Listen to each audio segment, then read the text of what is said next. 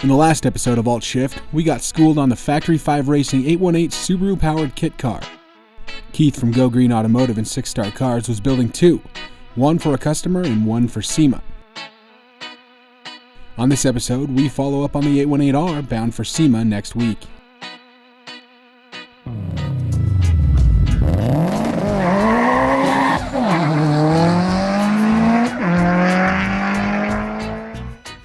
When we last left the 818 kit car, Keith had sent the chassis off for powder coating. Back from the painter, here it is, in all its World Rally Blue glory. Keith wanted to pay homage to the 818R's Subaru spirit by splashing it in the well-known color, even going as far as painting a few bits cherry blossom red.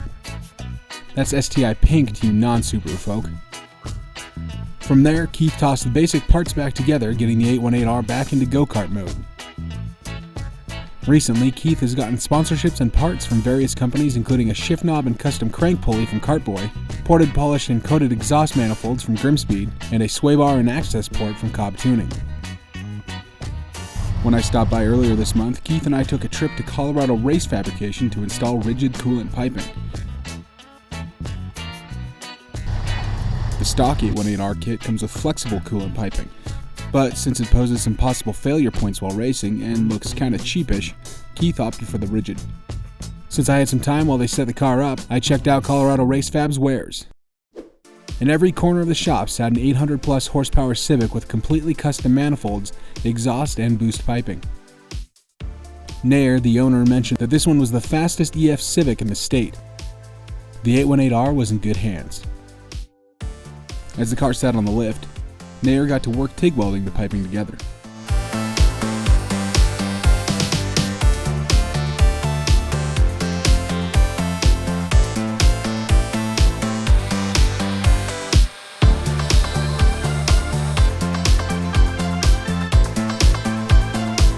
With the rigid piping squared away, all Keith needed to do was bolt a few parts on before the 2.5-liter turbo was ready to purr, and go for a test drive.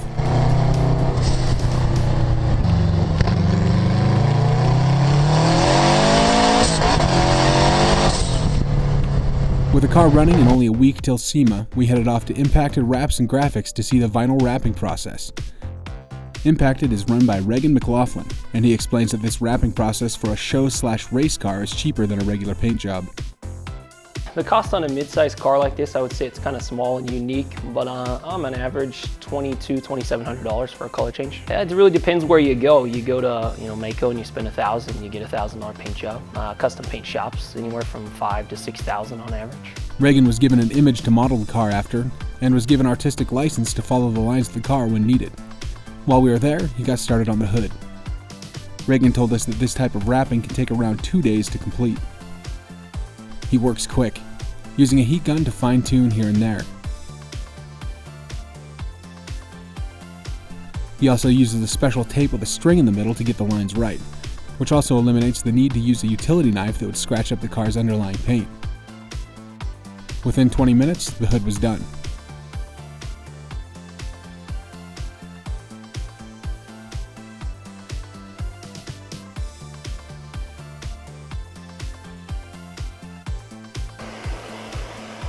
The next day, the wrap job was complete. Behold, the AEM 818R, built by 6 Star Cars.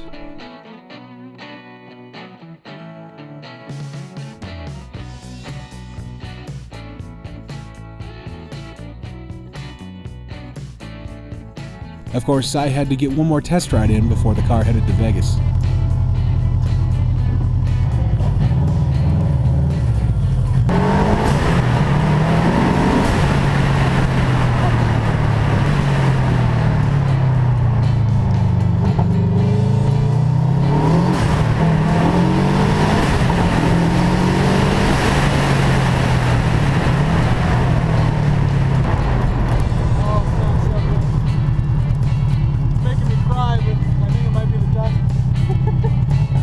It's not even tuned. It's running on gauge. Damn. Well done, dude. Thank you. Congratulations. With the car 99% complete, Keith dropped some knowledge and advice on us. The hardest part of the build has been getting it done in the last 2 months. We did a lot of work early on, but then it got sidelined. And then when I finally met with K&N, Spectre, and AEM in Riverside, California, and they decided that they wanted the car for SEMA, when you have a hard deadline on something, the pressure goes up 100 times. My favorite part of the entire build was driving the car for the first time.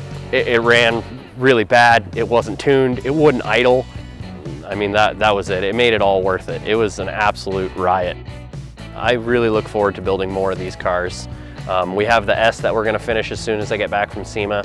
And after that, I kind of have some thoughts and some plans, either a naturally aspirated 2.5 single cam powered one, or EV West out of San Diego, California. They actually make an electric kit for the 818 now. I hope I can find the right client that wants me to build an electric one, because I just think that would be a hoot. The people on the Factory 5 forums were invaluable in getting this car done in time. Just a wonderful resource. I am very excited for SEMA. This will be my second year going. I never thought in a million years, my second time ever going to SEMA, I would have a car in the show. I have goosebumps. Last year we had planned on putting a car in the show, and we were just gonna pay and just have it parked outside and just kind of hope for the best.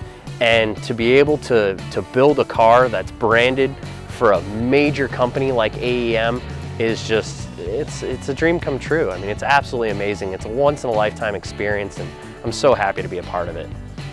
Overall, the build took 800 hours for Keith to complete from start to finish. Estimates on the specs are around 300 horsepower at 1,950 pounds. The 818R will be featured at the AEM Intakes booth at SEMA. We'll be following this car after SEMA as it gets ready for the winter race season. Be sure to subscribe and hit the thumbs up on the video. I'm Eurojax. As always, drive safe.